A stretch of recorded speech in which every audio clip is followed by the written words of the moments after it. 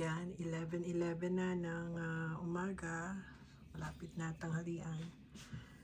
Tignan natin at ako'y nag-barbecue. Oops. Init. Yan. May darating akong bisita at request nila barbecue. At ang katumbas ay kanin. Kaya ayan, nakasaing na rin ako. May kanin na. At ako pala'y nakabili ng mga prutas. Nako, napakamura ng prutas. Isang case na mangga. Na-share ko na siya. Binigyan ko yung aking anak. At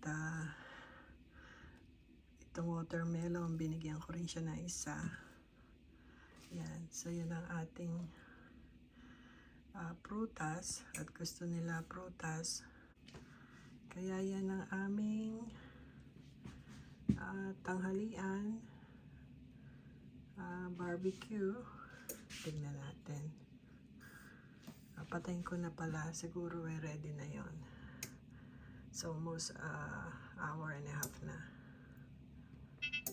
Ayan.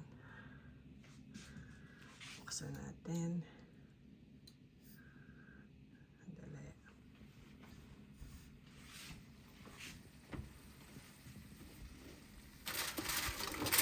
Ito na lang sa oven ng ginawa kong barbecue.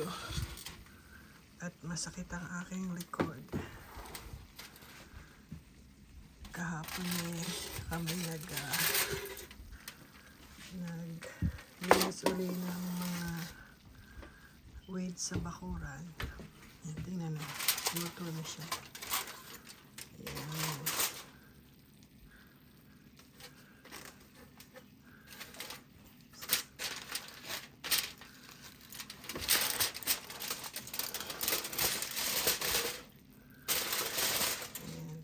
So, yan ang ating barbecue. Ngayon tanghalian. At ginawa ko nga yan dahil darating yung aking anak. Yan. So, muli, paulit-ulit kong sasabihin. Thank you God for all this blessing. At God bless everyone. Take care. Bye for now.